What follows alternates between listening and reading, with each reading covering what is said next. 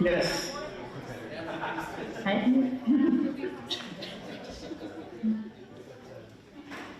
Hello, everyone. I want to welcome you all out. Recording in progress. And the recording is in process. If you weren't aware of that.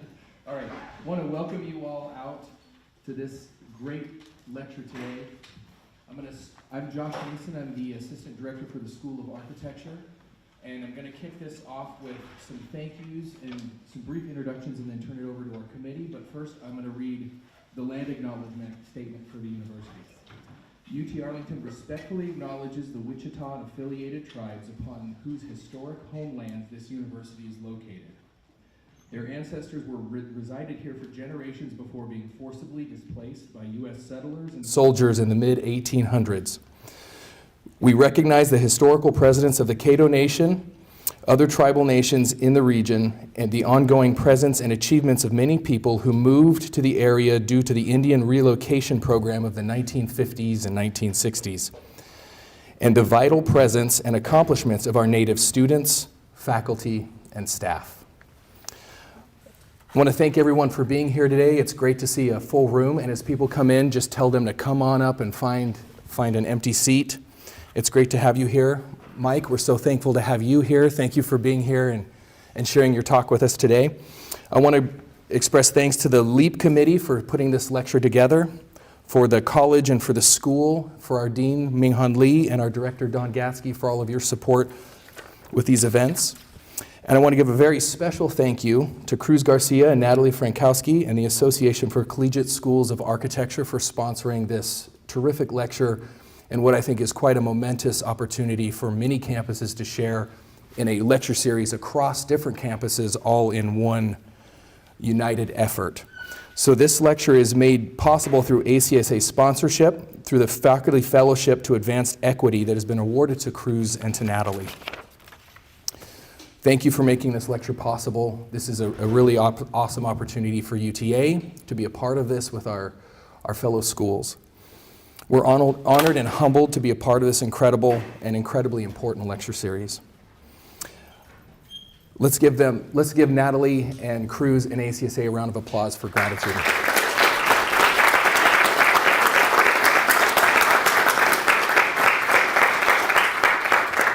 Thank you very much. Before I turn it over to Dennis in just a second, I want to announce a couple of upcoming events. So on October 18th, we have an opening for the show that is being set up in the gallery by Far and Dang called Act 1. I encourage you to come see some of the wonderful design work of some of our faculty. And then on November 1st, we have a lecture by Michelle Addington. And so please come and check that out as well. Without further ado, I want to welcome you all and thank you all for being here and everyone that has sponsored this event. And I'm going to turn it over to our faculty member, Dennis Chiesa. Dennis? Okay, thanks everybody for being here. We're super excited, and I'm gonna be. Well, You need dos mics. I need two mics. Brief so that we can get to the talk. But first, we want Cruz and Natalie and Emma, if she's around, to say a couple of words about this initiative. So, Cruz, you have the stage. Thank you, Dennis. Thank you to everybody at the UTA. You know, it's been a bit over a year since we were there, and we were really we were kindly welcomed, felt at home with a fantastic group of students and faculty. And when we kind of outlined what we wanted to do with this fellowship that is coming at a really crucial time. We wanted a way to decentralize how we approach important positions and discourses in architecture, right? Where we all feel proud about our lecture series and about our programming with students. And I feel like Natalie and me felt like we needed to find a way where we decentralize these efforts and share solidarities at a very difficult political time where a lot of the scholarship to deal with equity and with issues of social justice and environmental justice are being kind of persecuted or censored, and we want to somehow to invite and highlight some of the schools that have been doing work that we find is really important and necessary. and find a way to support, and also to use the platform of ACSA, right, being this like international and national level platform where people get to learn about these practitioners and the efforts that all of you are doing. And we have prepared, this is the second lecture we started here at Iowa State with our From Land Grab to Land Back Symposium, where we use ACSA funding to sponsor the talks of indigenous activists, Shelley Buffalo, and Sikovis Novis of the Great Plains Action Society. Second lecture being hosted today by you at UTA with Michael Smith-Masis. And on November 6th, Chris Cornelius is going to be presenting his lecture at the University of New Mexico on Indigenous Peoples Day. So in a way, all these things are part of an effort that is going to keep going through the year, hopefully with more schools that we're going to be able to announce soon. And we're really thankful that you were really positive and allow us to extend this effort, right, and make everybody be part of it. So also thank to all the faculty, to all of you for organizing, and for the students to participate on this, right. I feel like these are very unique opportunities to engage with really important positions and ways of practicing architecture. Yeah, I just want to extend thank you to everyone, and it's great to see that this is happening, and we hope that everybody's enjoying also the lectures. And again, yeah, thank you. So thank you so much. Right, let's give him another round.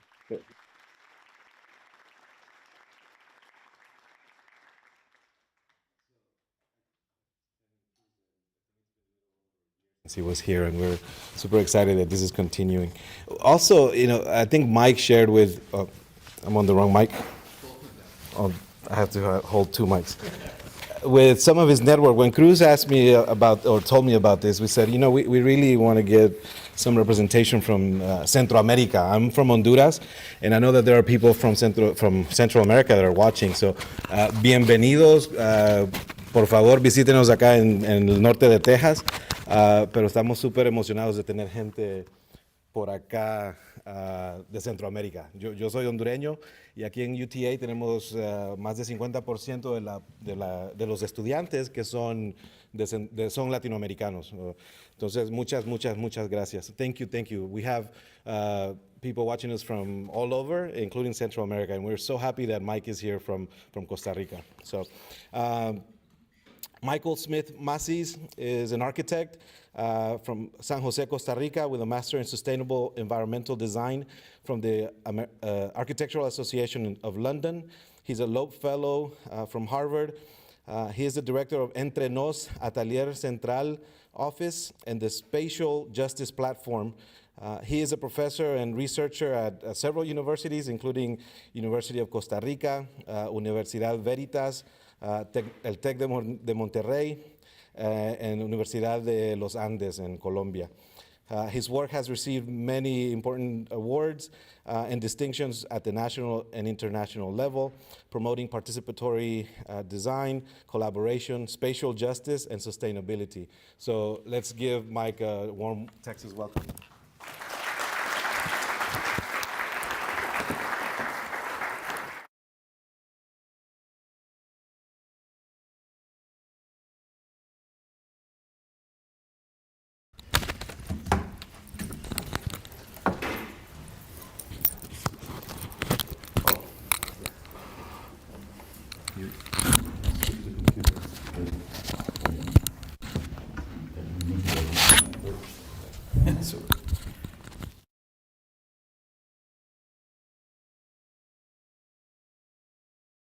So, vamos a ver. There we go.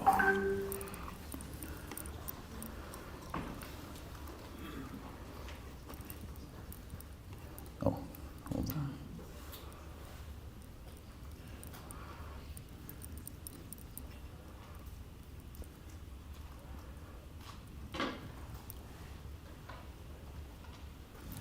All right. Perfect. Thank you very much for the invitation. Thank you, Dennis, and the university UTA, and of course what it represents, this fellow, Cruz. Many thanks for considering me to be part of this lecture series. I think it's wonderful to be here. It is my first time actually being in Texas, and I think this place is really powerful because of its mixture, its boundary relation within two countries, and I think that's something is mind-blowing, and you can see it on the food, on the music, on the people, and well, it's a blessing to be here. Can you hear me well in the back? Yes? Perfect.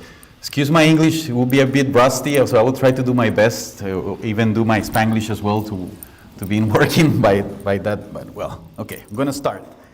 Today, well, I'm gonna talk about what I define architecture is this wonderful excuse to do other things, and it has been for me in the last almost 20 years an excuse to do social or create social agency, to think about or rethink about sustainability, and also what spatial relations do they have with justice. I come from Costa Rica. A few things I can tell you about my country, which I think are very important. In the 1940s, we abolished the army. So that's a very important asset of my homeland, because all that money that is badly spent for other countries in military efforts, we invested in health and education. And half of our country has been done for natural preservation as well. So it's truly a paradise, especially in the natural parts of the country, so more than welcome to come. I like to invite people to come over. We Costa Ricans really like to host people, and anytime, please visit. I think you will not regret it. I have this practice that is called Entre, Atelier, which I founded back in the years with Alejandro. Nowadays we work in separate practices. My atelier is called Atelier Central, and we have our webpage is entrenosateliercentral.com. And also we are really, pushing things in our Instagram. If you want to follow us, amazing. We share a lot of work in there. We have a practice in the last probably 10, 15 years that we have received important, awards. We have been in more than 25 countries, giving more than 300 lectures, being everywhere. And I think that's really important, because it's not about, of course, the prizes or those things. It's more about the crafting and the experience behind those initiatives. And something I truly believe that is important, we accompany design and we develop architecture that promotes material and immaterial well-being. That's really important. And also, everything has to make sense. And we believe in collaboration and how we craft collectively identity on the projects. And something before I go in depth with some of our practice examples, I would like to talk about the why we do things.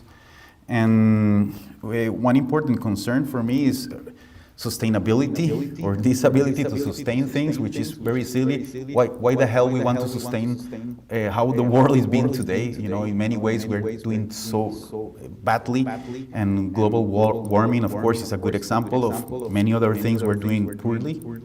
And we have exceeded the capacity to sustain life or sustain our life on the biosphere. And we are just pursuing that ecology on how we control and dominate things. And I guess the big question here is, how do we fit in? Because, our Earth just pressed the reset button, we're going to be all gone, and life is going to appear anyways, it's going to appear again. So we have the ego such a big ego that we think we're destroying the planet, but we're just destroying our existence on this planet. So I think that's really important to understand. Also, when we talk about sustainability, another important question is resources, and what are the resources we're demanding, and how can we provide resources or generate resources with the projects we're doing, and how can we fit in with that logic of things getting together. And some of our ancient people, they understand this very well. How do we leave the place in better conditions that we get it? And that's also a very important part of it. As we know, as we have defined sustainability for the last 30 years, if you look at Chris Butter value map from 1998, I mean, it's complex, as we know. And we know the three main components: the economical, the social, the environmental. But I think at the end, what we're trying to seek in these days is how can we pursue integrated visions. And here are some important thinkers. I don't know if you have heard about Janine Venus and the Biomimicry Institute. And she, for example, she points out 10 rules in nature, considering patterns that are very important. And if we look how nature has been evolving and how things are interconnected, that's something that actually overlaps many other logics that are important to address. Or if we go to, for example, Donella Meadows' beautiful book, Thinking in Systems, she talks about 12 leverage points on sustainability. And probably the first steps is to get to know the materials, the processes, the design, but at the end, the intent, the values, the conceptual framework that is behind a system that actually is what really matters and we need to understand. And also, I really like a lot this phrase by Mr. Fuller, which points out the importance of cooperation without causing harm or disadvantage to anyone. And I mean, there is an obsession, almost like an obsession in many countries to certify sustainability, right?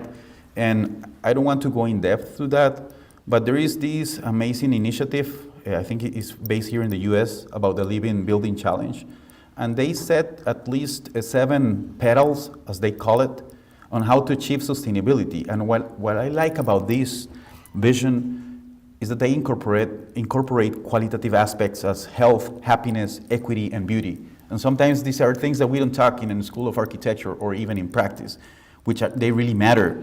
And they really point out the importance of intersections, of trans relations, and of course the spatial dimension or component within the projects we're aiming to develop. So when we talk about the social component, of course, we have to be working grassrooted and proximate to the communities we are impacting. There is also this phrase, which I heard from Brian Stevenson some years ago, that the opposite of poverty isn't wealth, but justice. And this truly highlights the important relation between spatial and justice and equity. So these 3 keywords are like drivers nowadays in our practice. And understanding that in Latin America for the last probably 20 years or 15 years, there is a lot of collectives in many countries or efforts that are led by many amazing people, activists, community leaders, colleagues, emerging small collectives, students. And I think it's truly a Latin American movement right now addressing equity, the importance on how these projects can enhance in the places we work. Also, I like to point out the importance of not just keeping this same narrative about the global north, where the developers and the rich people is, the wealthy, and then the south, the global south, in poor, in need for development. And of course, if you look up in the numbers and the real geography and the maps, we're speaking about the global majority, and this is quite in the central of the planet. So this notion of having the north and the south really blurs the importance of addressing where is the majority of the globe, because when we talk about the global north, we're just thinking about the big cities, and they don't really represent humanity at the whole extent. So that part also is very important. Also, when we talk about informality or poverty, I mean, it's unfortunate that there's almost like 1 billion people living under the line of poverty. 2 billion living in informality, 80% living with only $10 per day, and in Latin America, half of the population apparently lives under the line of poverty. And this is not only a third world issue, of course. I mean, you've seen this in major big cities, where I was in base 3 years ago in Boston. Boston is probably the most unequal city in the whole US context. And I mean, we have the same problems. We have to rethink together what's going on with this. Also, in Latin America, we're not speaking anymore about rural immigration because the cities actually, they're reinventing the cities itself on the cities. And we have other new rural dynamics that are really important to address and to understand. Poverty, well, depending on how you want to see it, is not rising. And some data from the World Bank, which could be doubtful as well, but since 1995, 50% of the population had improved their living conditions. And also, we're not speaking about the lack of housing, but the lack of affordable quality urban environments that interconnect housing. So these are important questions. And also, 3/4 of the housing solutions has been done without any architects, urban planners, or regulations. So this is not good or bad. This is the way cities are being built. Many authors have been researching this for decades. And the cities, they just grow faster than we can think them or rethink them in the academia or even in the practice. If I go to Costa Rica, where I come from, Costa Rica is a really well-known ecotourism destination. But where most of the population lives, we have the same problems. We have gated communities, we have problems with waste management, and so on and so forth, you name it. Albert Einstein used to use this quote from Mark Twain, which says if we keep doing the same things, we're going to have the same results. And in a way, I think that's really important because we need to rethink collectively how we can assess our problems in a collective way and how can we craft together and how we craft together processes to build trust. And here I put trust in green, very big, because this is probably the keystone of everything, right? If we don't have trust, we cannot do anything. And that's something that I would love to share with you today about the importance of trust and these many processes that have been going on for quite a few years based on developing and crafting these processes of working collectively. And there are also two important drivers for our practice. The first one is quality of design has to be accessible to everyone. Unfortunately, sometimes the population, they think that design or architects are a luxury. We cannot afford an architect. That's a really bad misconception of our practice. And also that participation is participatory or participation process are important because they generate appropriation at the final product we develop together. Before showing you some examples, also I would like to acknowledge the importance of the local intelligence. And I think from my Costa Rican point of view, there are some things, silly things that they happen. For example, there is a huge movement back in Costa Rica about wellness. So, I mean, this is probably good fashion in a way. I mean, there is a lot of local efforts, people coming from abroad to develop healthy lifestyles, diets, and things. But we have one of the 5 blue zones in the world. Have you heard about it? Blue zones, there's only 5 of those. I think there is a really nice Netflix documentary about it. And I mean, the people that lives in the blue zones in Costa Rica is a rural area where they have strong social relations. The food that they eat is healthy food that they have in their gardens. They do physical exercise. They never retire. They're always, close to each other. And this is probably one of the reasons they live more than 90 years. And our average in Costa Rica is very high. With a really low income, we have achieved this type of life quality. So it's not about how much you earn or all the things you have. It's about rethinking life quality. So the question is, we're importing all these trends, but are we listening to these populations and learning from their wisdom? Also, we're talking about circular economies. We want to import many technologies from Germany, from Europe, even from the US context. But have we spoken to the informal settlements? They've been struggling with years, and they have amazing on-site programs on how to recycle, how to reuse materials.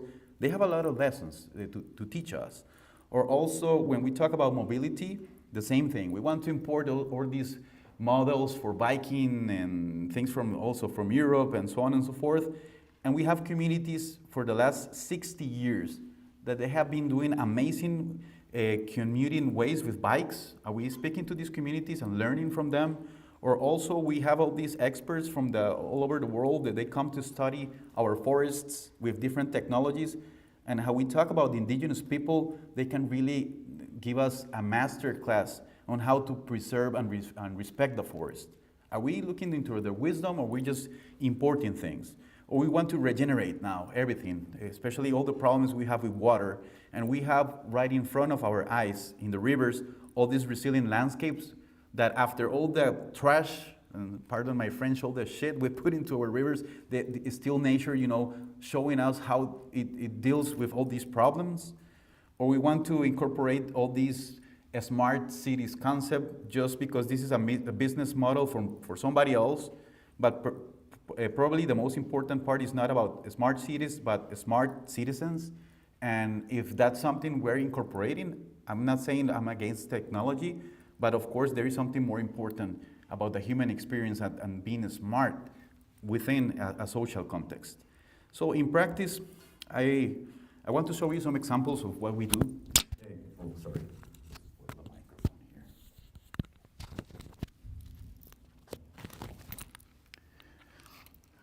So there are some projects that I think they're milestones for us, and some of them are related with community spaces.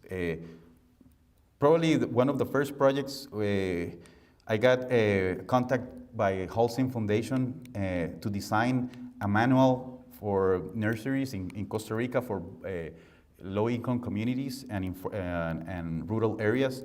So we developed this book that generated guidelines for nurseries.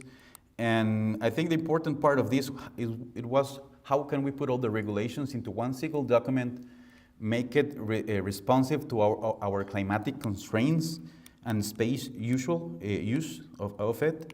And we came out with this set of guidelines, and we got a commission to develop some of these projects. This is back probably in 2011, 2010. And I mean, the idea of these projects was really simple, was to have a first level, a multi-purpose for the nurseries, all interconnected spaces. But in top of it, we have like this buffer space, like elevated roof, that generates a thermal buffer and has a multifunctional space on top of it. And all the internal partitions are movable, so everything can get interconnected for that instance. And I think this project was really important for us because it was our first approach to understand with the Holcim Foundation and the local government how these pieces of infrastructure could be multi-use, not only for a nursery, but this is an opportunity to have different possibilities of a spatial program and use. And that's something that we try to address with some of these projects that we construct back a few years ago. And as you see, they're really simple, just the base, multifunctional base with this big roof, and that's it. I used to have a history professor that he said that the history of architecture in the tropics is the history of the roof. So basically, if you have a very well-designed roof, you can put anything you want underneath. So more or less, this is the core aspect of it. Also, after this set of projects, we got really deep into participation. And when I talk about participation, I'm saying into a broader extent. Here, there is an experience that I developed in Lowell, Massachusetts with the refugee Cambodian community. Also with some Mexicans in Outland, Mexican campesinos, how do you say campesinos? Farmers, Mexican farmers in Outland, Mexico. And also with some community organized groups. And when we were in the pandemic, we have to struggle and to juggle how can we do participation without being there. So, I mean, we have explored many formats and many places on how to work this. And I think the important part is how we craft these experiences, not as a recipe, but as a series of moments, and how to listen, how to understand on site the communities, listen to their voices, try to raise those voices, to have critical conversations about what are the aspects that we need for the particular project we're trying to put together, and then how can we validate these ideas. This is probably one of our most important projects. It's called La Cueva Luz en La Carpio. This is located in San Jose's biggest informal settlement. I'm going to show you just a short video about it.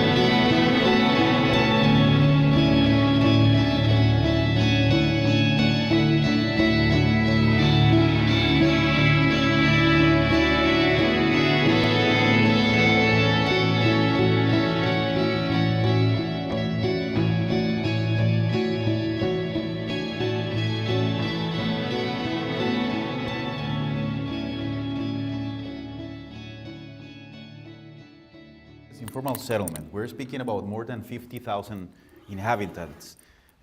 Almost 13 years ago, we spoke to these two amazing women, Alicia Vilés, who is the community leader, and Maris Estela, the leader of the NGO, which is based on a systems of art.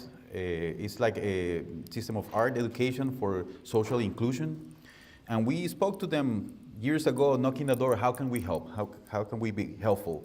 And they presented to us the necessity of having this community space.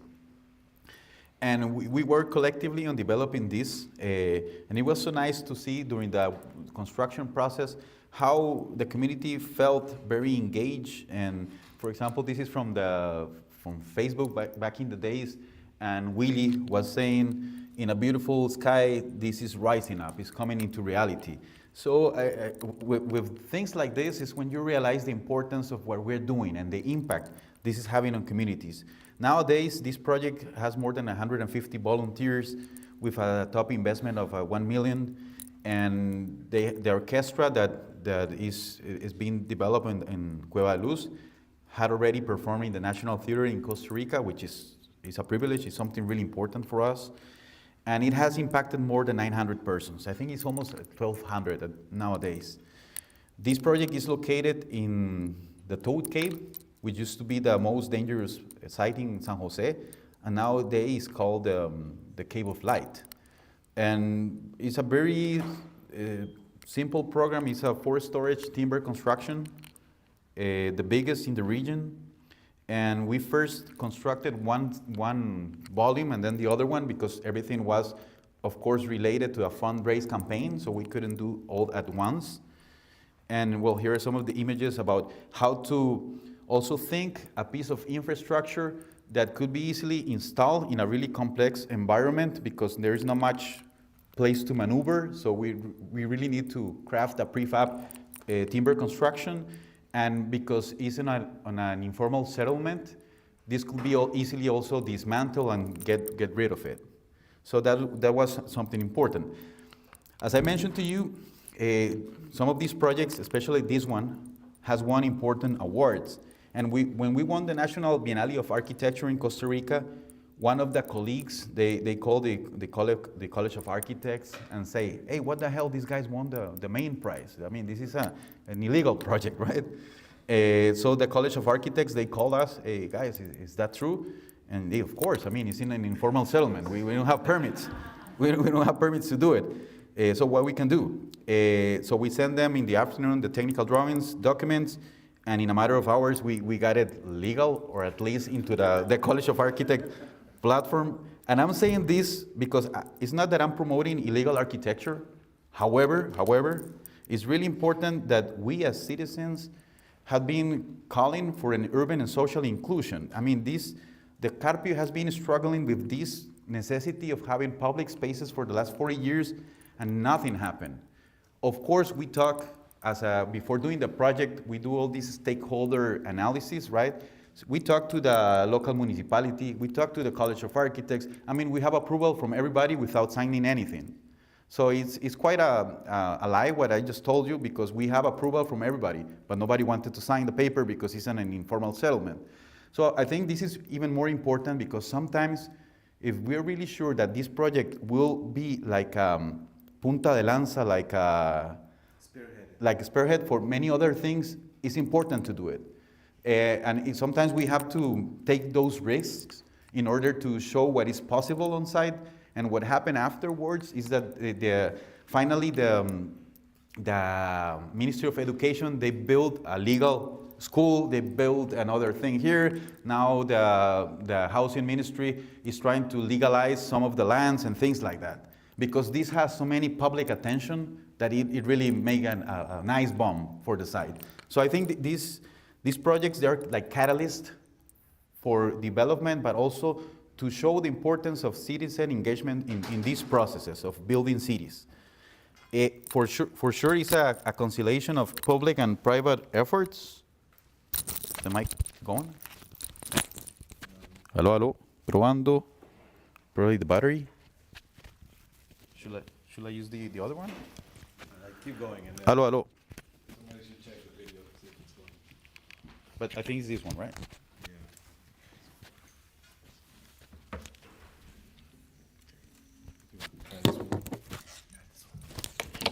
Oh, maybe this one so I can be stand up. Hello, hello, hello. Hello, hello. Yeah. Hello? Hello, hello. It's Maybe so. okay. The mic is fine, and I think they can hear you, so you can keep going. Can you hear me well in the back? Like this? Yeah. All right. Awesome.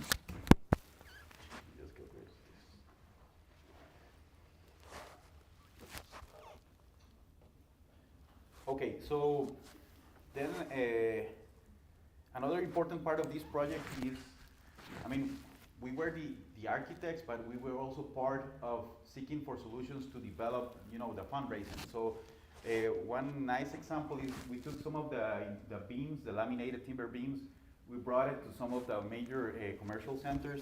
So people, they donate and they get to sign the beams, and then afterwards they were installed. So in a matter of a couple weekends, I think we fundraised like $60,000 only with this exercise.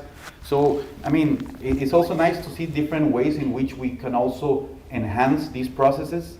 Also important to say that the project was not even finished, so but it was fully used. So this is also important to mention, that this is no architect's imposition. I mean, there were clearly a program already, there were ongoing initiatives, and what we did was try to help to envision those initiatives under a roof, basically, right? So that's also important also to acknowledge that we're just part of a bigger system. We're just providing some support in terms of the architecture of it. And well, here's some other images about all these processes. And as I mentioned, the biggest timber construction on our region, Juan Tuc was the engineer. He's amazing. He's like the legend back home in terms of timber construction. And as you see, everything, most of the technology behind this construction is based on the bolts. Basically, we don't use any metal connections at all. Everything is based on the bolts and the way we interlock all the timber pieces to generate these spaces. So everything is as it is. There is nothing, we don't cover anything. We just show the structure as it is. In fact, something we thought was a bit silly but nice, we won the Ibero-American Biennale of Interior Design in Spain. And I mean, there is no interior design, it's just the structure, that's it. And I think that was very nice to say, because at the end, the qualities of the materials, they're really honest, I guess, in that direction. And also, because of the open floor plan, we have the ability to have different programs going on. There is a Fab Lab, there is a tailoring entrepreneurship, which is called Entre Costuras. Actually, during the pandemic, the Fab Lab and this entrepreneurship, they worked together to develop certain products for the pandemic responses. and there is many music ensembles, jazz, rock, breakdance, you name it. There is quite an important cultural movement in La Carpio due to this program. Of course, the project is part of it, but I think in a way this architecture tried to enhance those programs and celebrate. And at the end, this is probably one of my favorite pictures because they really show all the people that was truly involved, the government, NGOs, communities, entrepreneurs, us, and I think this really represents the importance of these joint efforts in that regard. Also, we have been working on other projects on La Carpio, and I generated this very, very conceptual model. What happens with La Carpio is that we have this project, which is a punctual project on site, but then we have some leadership engagement that was previously done or during the process that led to another collaborative effort and network, and then this went to a common project agency on developing here the projects, and then another project appears, and with certain logics they are similar, they exchange logic but in another site, and they correlate, they have other questions for sustainability, for example, then another punctual project, and then so on and so forth. And at the end what we see is that some of these things, they are similar, other they have their different notions on how to engage with the site, with the territory, and at the end this is a set of many relations that they articulate efforts, and they at some point they can even work together for that regards. Also, thinking about other scales on La Carpio, there is this project that is an ongoing initiative that is strongly related. La Carpio is like a big island and it has two rivers, right? And what happens with the informal settlement in that regards is that there is a big pressure on the rivers itself. And when you go on site, here's La Cueva de Luz, and here are some houses, and then you have the cliff and the river over there. And what happened here is that some of these houses that are on the limit, they rent the rooms for other families. So they're really in high density, hacinamiento, as we call it back home. So they struggle with really hard living conditions. In the pandemic, this was totally a mess. And, sorry, I keep spoiling the microphone. Jesus. Hold on. Can you hear me well on the, is it fine? All right. And then we wanted to talk with the families what happened if one of the houses we can get them out of there temporarily, so we can open space, generate some density, open up spaces, deal with a regenerative landscape, water treatment, and renewable resources. And what happens if we multiply that action on that border? And that's something that we're further discussing. This is an ongoing thing where we're currently speaking with the community and the local government to see the possibility on how we can actually have different systems going on between the two rivers. And for example, we can have a nature system and a public system of spaces that actually buffers that relationship, generates density, and open up the spaces, because what we have in most informal settlements in Central America is a lack of space for the public realm. So this is a really important thing that we wanted to address and discuss and try to incorporate regenerative technologies for landscaping, how to deal with rainwater, with waste management, waste, let's call it wastewater or gray water. And these are some images about what's going on with these discussions and how to generate public spaces, parks, public gardens, and this is something that we are still, discussing. But I think the important part of these projects, even though it could be an utopia to some extent, is that at least we have built Cueva Luz. So it really, there is a milestone. There is a project that actually worked, and the community acknowledged the importance of that project, which led us to have other meaningful conversations on site. This other project is being built on an indigenous community, and I think one of the key aspects of this project is the production line. I mean, if you go to the government and they have to do a public space, They just want to go from A to B the most cheap and simple way. They don't want to waste time or money or resources on the quality of the design. But in this case, at least they gave us the chance to do participatory design processes, not using a template to develop a community center, but to go on site and show the importance that the community can be part.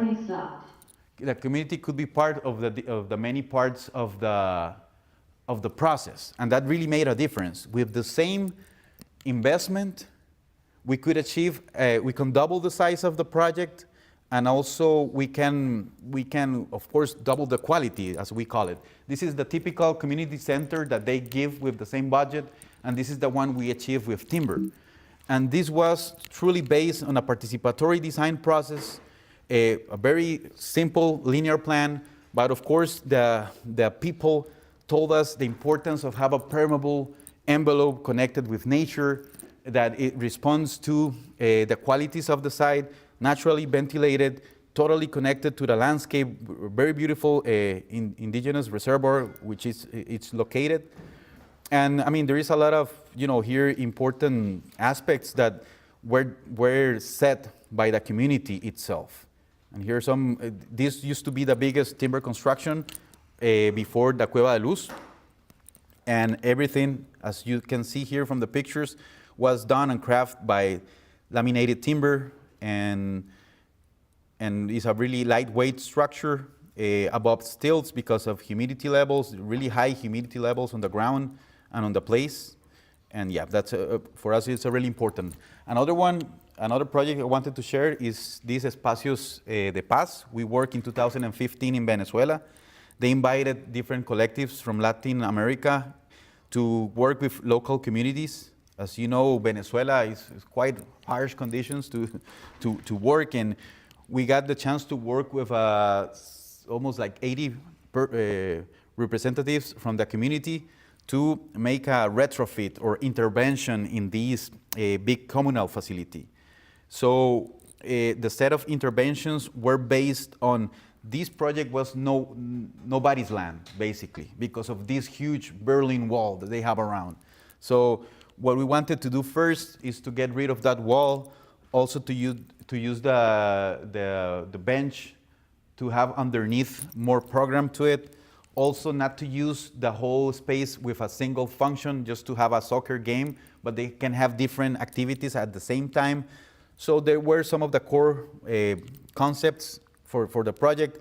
So we did that. We present these ideas to the community in a matter of hours to show them what are the possibilities of design that we wanted to address, and then we executed. This project was all done in 6 weeks. So it was truly a challenge, to how can we recycle with local materials, get the community on board to design, but also to construct the process. And as you see, it's very simple interventions to make this space really public and available and open on site. And what I love about these pictures is that they are being taken by the community from their social media. So I think that's also nice to see how these are not crafted images from a photographer. These are images from a daily basis of how people was able to use this project. And from Espacios de Paz, I heard this one was really successful to some extent because it was really simple and it really tackled the necessities that the community pointed us to in that moment. Another project we're developing currently is in Guatemala. Guatemala has the biggest informal settlement in Central America. So we went to Guatemala and create this workshop with a local office, which is called Para Todos. And we went and did a deep dive in Guatemala. Perhaps I'm gonna turn off the music. And we work closely with the community to understand there was truly a necessity to have also a community center very similar to what is going on in La Carpio. But the problem here, as you saw in the pictures, is the density. There is no space, and also they have really important problems with gangs, with maras. So some parts of this settlement, they're really dangerous to some extent. So we really need to navigate the place in many ways to understand where are the possibilities? So we were keen about this particular part where they have a cliff.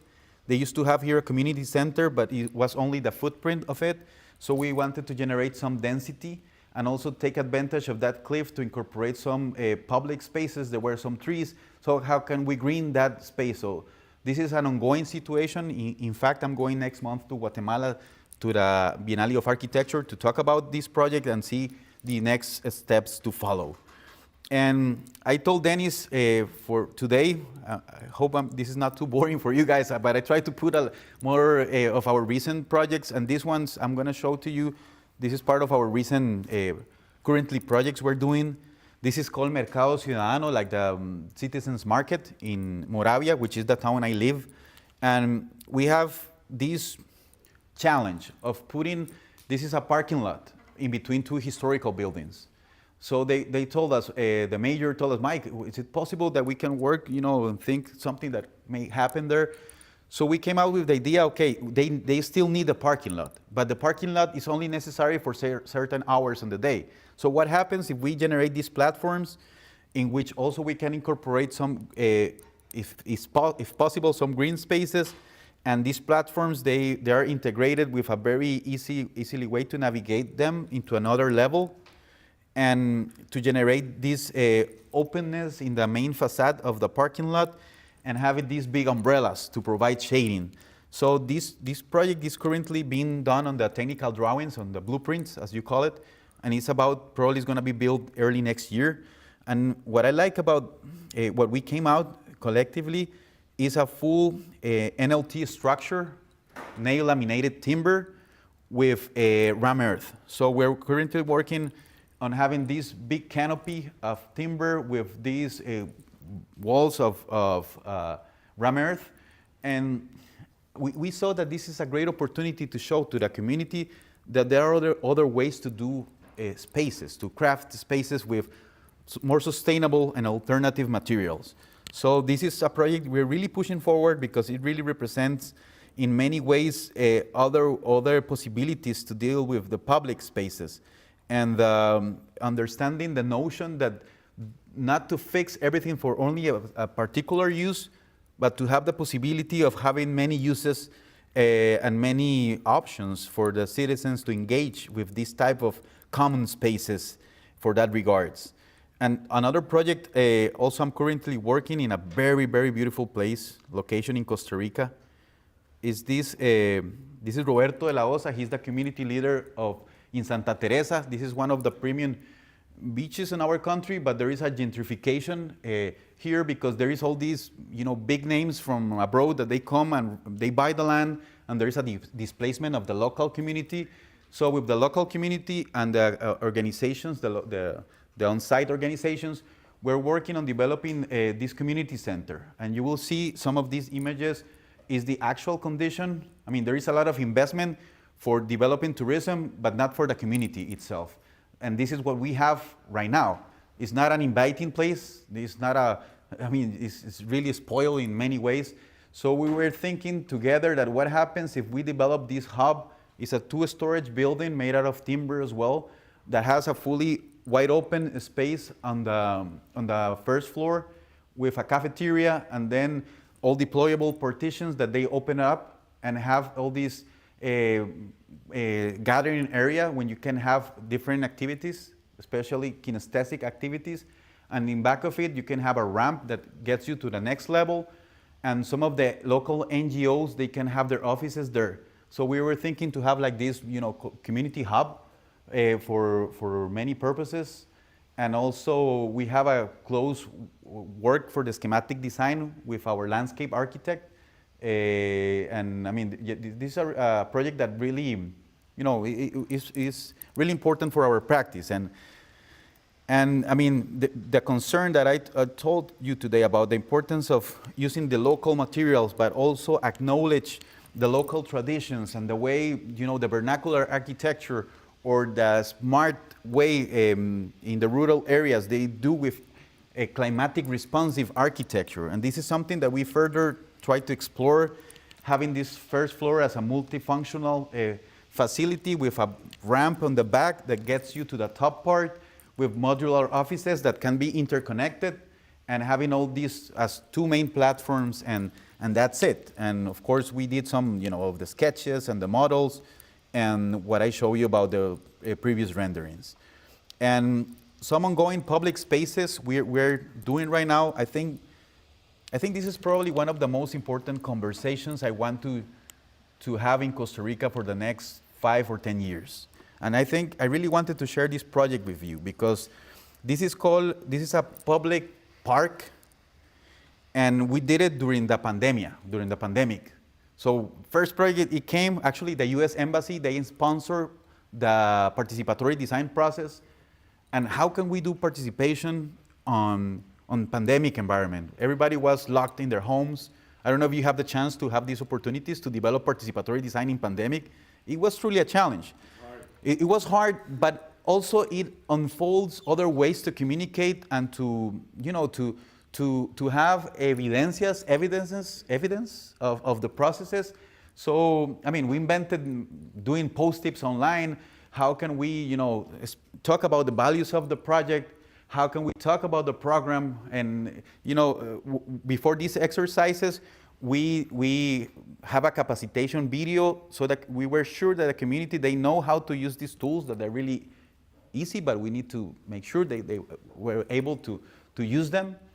And we learn a lot about these processes. And something that happens with these projects, when we were on site and trying to put that program on site, there was the same problem I find in many communities in Costa Rica, and I see it in other countries in Latin America.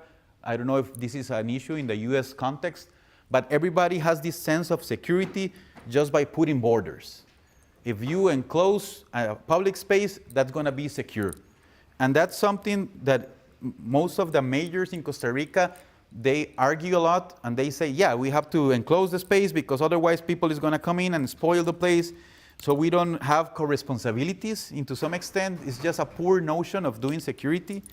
And what we try to do with this project, I mean, if we propose to just get rid of all the fences, they're going to say no, for sure. I mean, there's no way they're going to do it. But what we tried to explore here,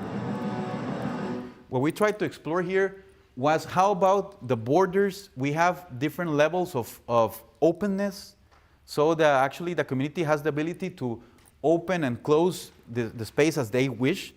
I know this is not probably the right solution, but at least it's a transition for the right solution, because the notion of security is people seeing each other, basically. We don't need such a big investment of infrastructure. But what we tried to do here was to work on that, was to have, for example, these movable partitions that when they move, they generate a bench. So we negotiate the boundary for that instance. And also on the back, the other boundary, we thought, how about we make a vertical playground for the kids? So it's not a fence, but it's a playable fence to some extent. So this is something that we wanted to incorporate in the design because it opens important conversations. Even the community was a bit reluctant to some extent. Would that really work?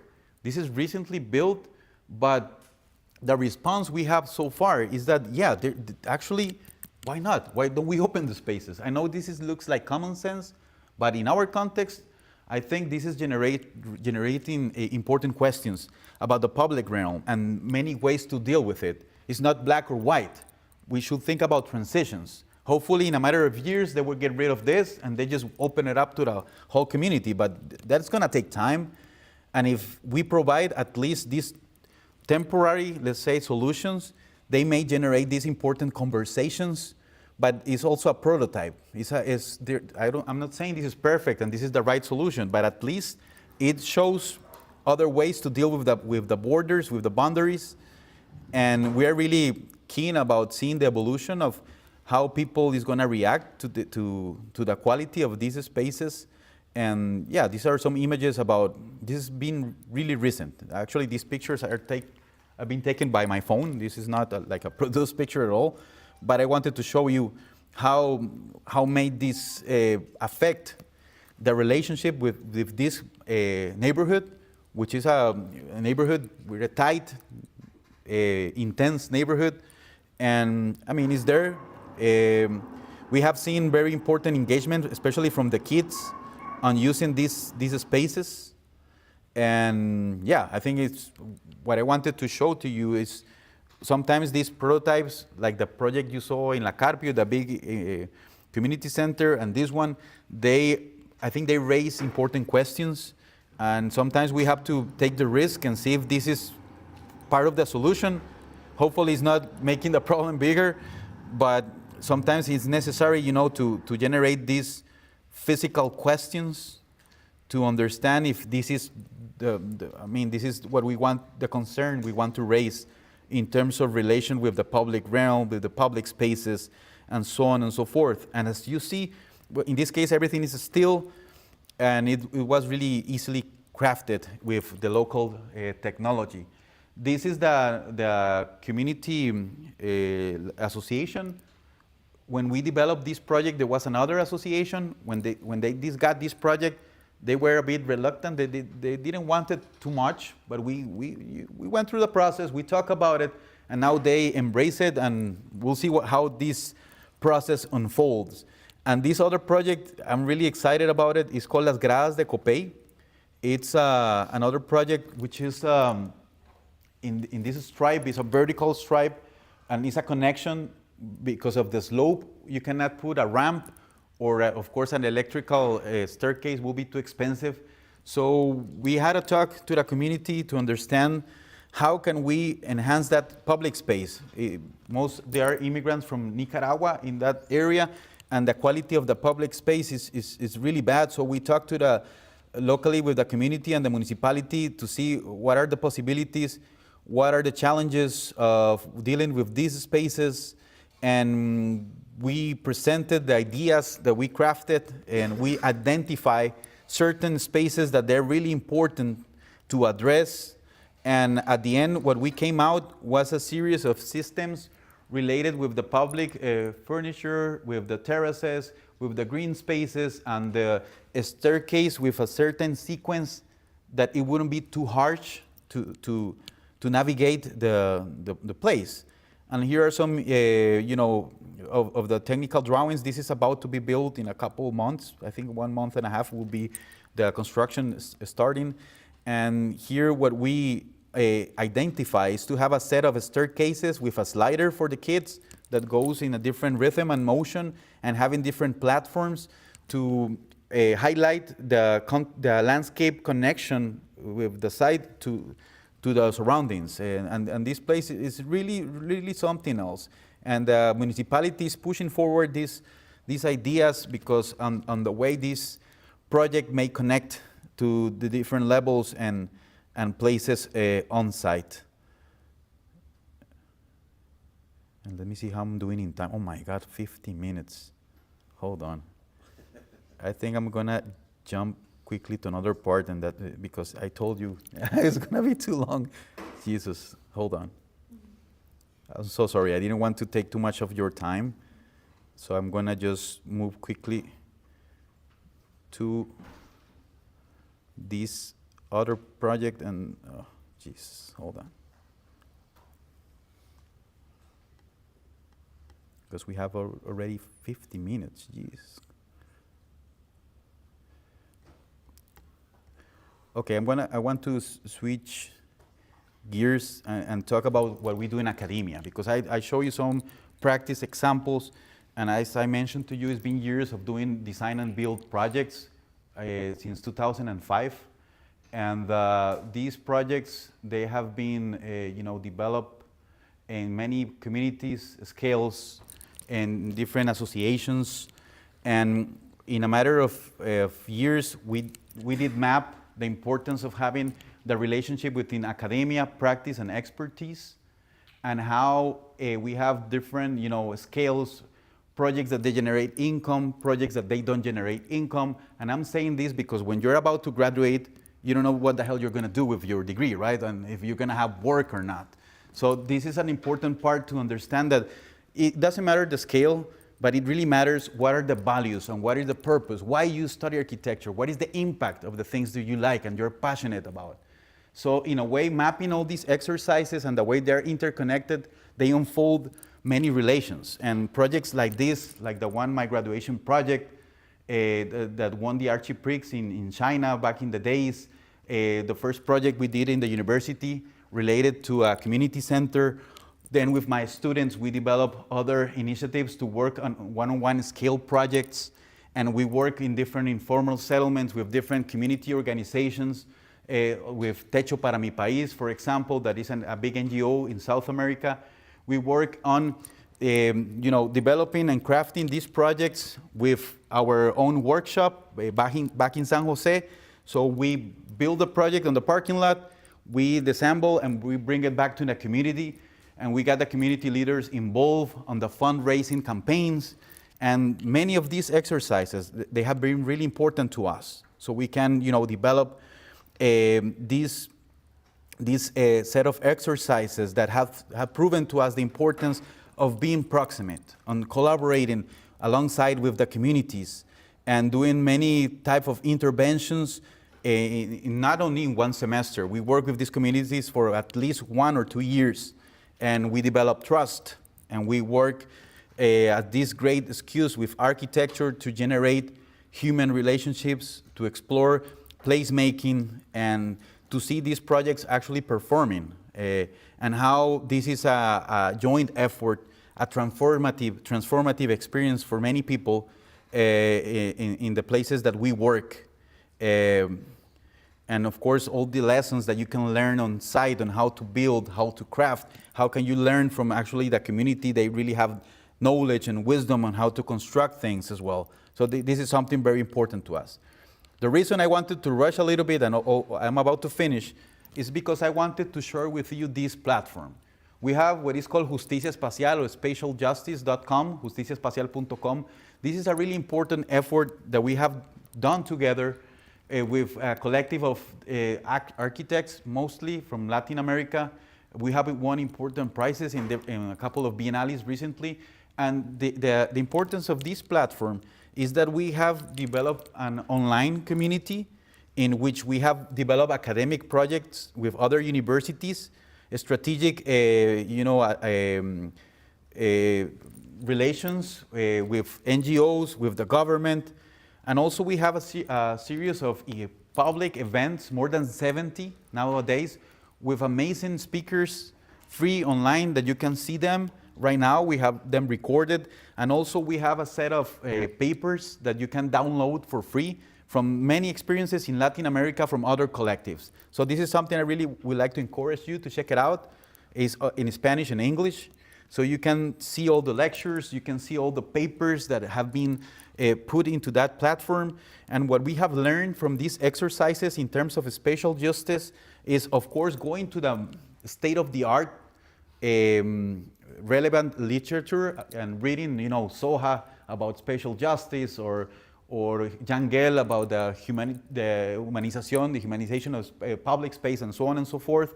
And also with the set of lectures and things that we have on this platform, we have came across with different responses to develop spatial justice models. So these models, they help us to have a filter on how we want to understand spatial justice, and how these models are driven towards values. And these values, they help us to understand the space, to extract critical spatial patterns of these spaces, and how can we represent those patterns in a technical point of view. Because when you research about spatial justice, most of the information comes from geography, sociology, anthropology, but there is a depth of architecture in technical, in a technical dimension to speak about it. And I think that's a challenge that we're trying to push with our students on how can we talk about spatial justice with the architectural tools we have and the spatial design that we want to achieve. And of course, this is strongly related to participation and to the engagement tools that we develop to work with the communities. And this type of interfaces, this is something that we try to further explore in detail, and how can actually we generate that engagement with the communities we are working on. And also, how can we present these projects, and how can we can generate a narrative that shows the different strategies on site, and they're really easy to see, to visualize, and to explain to the communities that we work. And for that instance, we work with physical hand sketching, and at the end of these processes, we present it on site or in the School of Architecture to the communities. We invite them to our schools to have discussions about the project. And I promise I'm about to finish. This is just some examples of our practice, which I wanted to just finish with this to show you the importance that we're still working first with hand sketching, with physical models. We go on site, we do all the climatic analysis in depth to understand all the environmental features, how we deal with ventilation, how we deal with solar radiation, how we deal with all the design guidelines that inform the design process, and all these models that we craft and we celebrate in our practice. We even have our way to, to document these models, and we really enjoy this part. And then going into the digital environment, and this is a couple of examples. This is we call it the treehouse. This is a project in which we did it with the client. They wanted to have a really in close relationship with the forest, with the back forest they have, and with a very simple program, 2 storage compact unit, like a platform with cross ventilation. And we did some of the hand sketching, the physical model, and this is the site. This is a really amazing place. I'm working right now with different housing projects. And this one in particular, as you see, it's well, first of all, it's a shame that this part is spoiled like this, but it was part of the developer. But what they have on the back is a beautiful forest. And this couple, they really wanted to have a close relation with that forest. And this is, part of the asset of the house. Having this screen with the platforms, with the terraces, and that's about it. Fully cross-ventilated and in close relation with the landscape, and the openness and the porosity of the envelope, and this connection, of course, with the site. And this other small project we have recently built is just something simple. It's a box with 2 transitional spaces. As you see in this video, this is a very, very simple project. It's just a couple of screens that they unfold and fold to present the spatial qualities of the materials. And here you can see a video about, that's my son, by the way. And that's, this is, we call it caña brava. The material is similar to bamboo. And we have this in the front part of the building and also in the back part of the building. And last but not least, I would like to show you about the NLT technology. I told this to Dennis. This is a local entrepreneurship that we're having right now.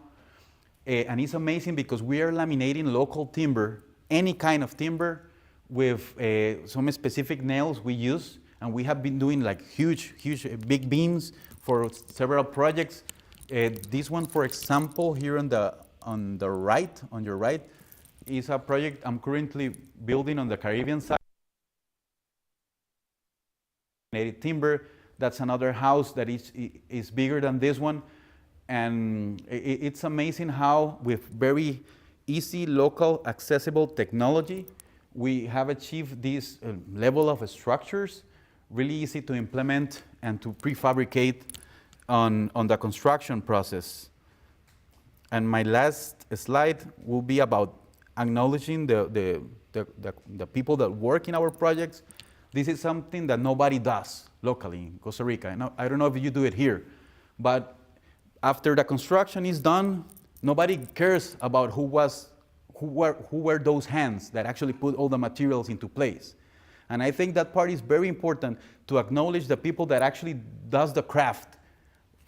At least from my point of view, I learn a lot from them, and it's so important to have a good vibe when you build the projects with the constructor workers, with the crew. And this is something that we really like to acknowledge, and because some of them, they don't even finish their high school. And for them to have a certificate from the professionals that celebrates their participation in the project is something that is very important for them, but also very important for us. And this is some of the missing links or the little details that we really forgot that probably are the most important part of the project, because they're an amazing part of the team as well. Thank you very much. Sorry to rushing you too much.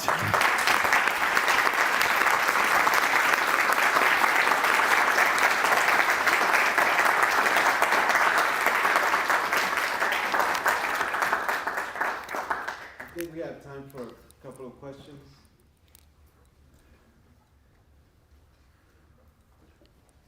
I have one question. Yeah, sure. Thank you.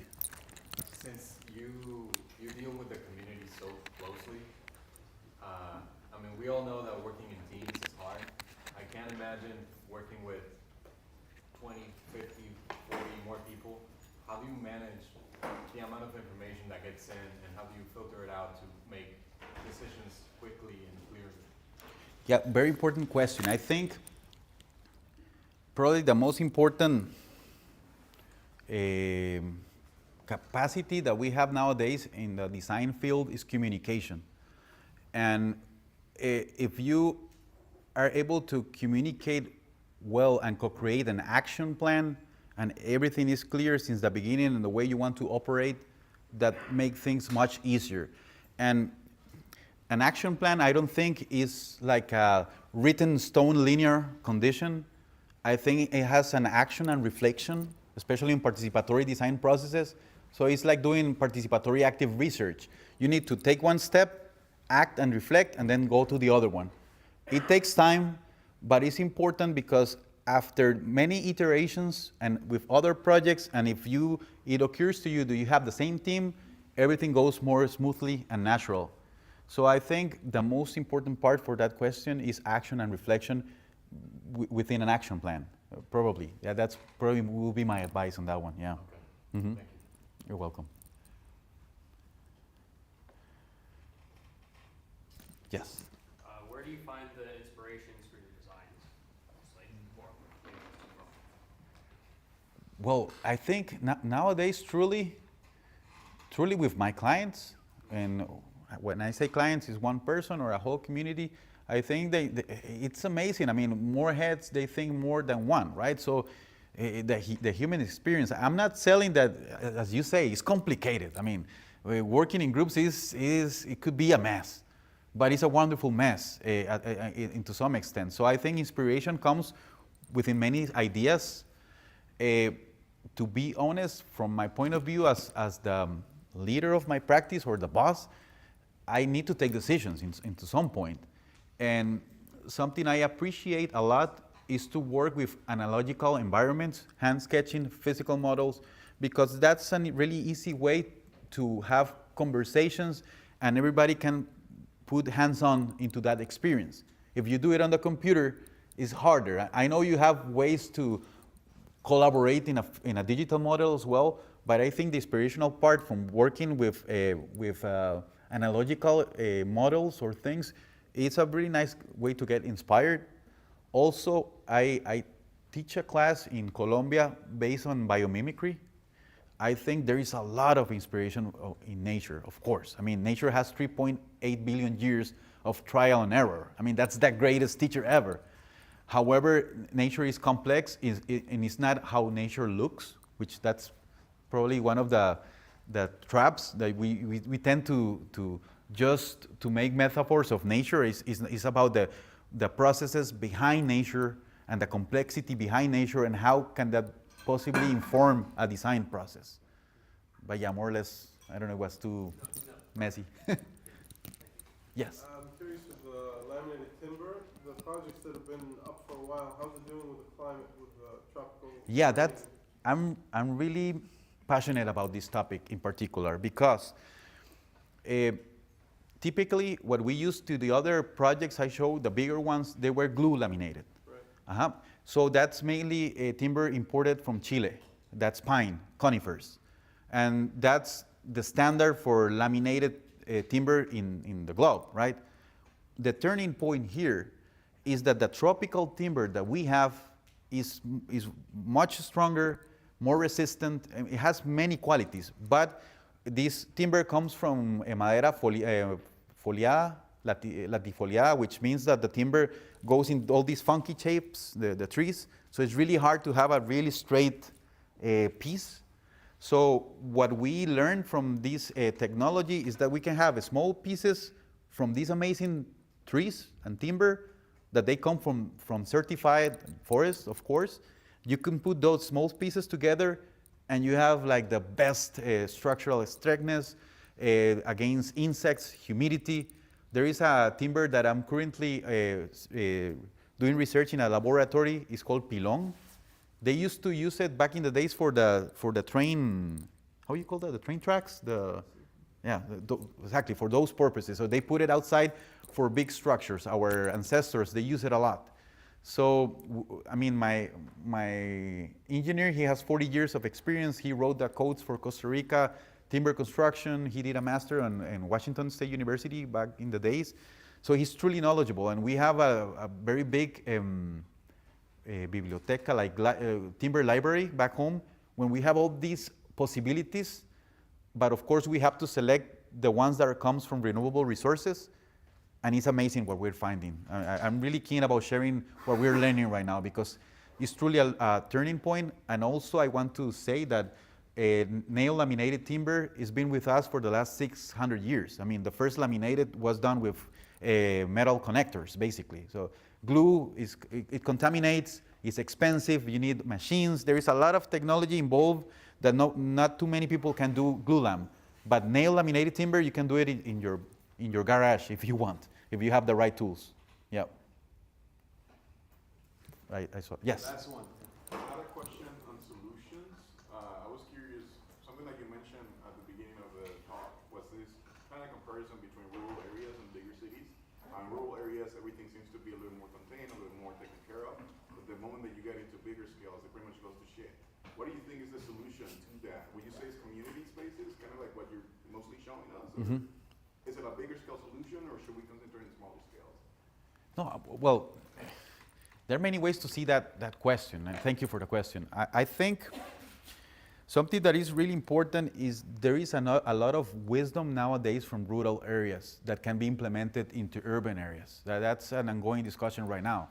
So what I see from the Blue Zone's perspective is that they really have wisdom on how to enhance life quality. I think at the end, it's about wellness into what it really means, and have quality of life. And that's something that we're missing in our cities, for sure. So how can we achieve that life quality in an urban environment? I mean, I don't want to sound like a cliche, but most of it is strongly related to nature. So if we have the right strategies to incorporate nature in our urban environments, especially with rivers, I think the starting point for all this discussion is water. Do we respect water, or we avoid it, or we use it as just for waste disposal? I mean, the answer is sad. Basically, we don't care. I mean, most of our cities, they just see water as a disposable resource. But if we want to regenerate, we need to understand where are the origins of the water lines, how can we regenerate those rivers, and how are interconnected with the forests or with the different green patches. And I think that's probably the way to go. And in the rural areas, there is a lot of solutions, especially in Costa Rica. You will see amazing, very common sense, low maintenance, endemic solutions. And I think that's probably something we need to further explore. Yes. Okay, if you want to ask more questions, we have a conversation with students session tomorrow at noon in room 201. There will be some food. If all of you show up, we'll have a problem. But if some of you show up, we should be okay. I want to thank Mike for coming, and then Cruz, Natalie, and Emma, who have been so generous with their fellowship and giving to all these schools, and we're one of the beneficiaries of that. So thank you for taking the time, and Cruz, Mike, thank you so much for making the trip. Thank you.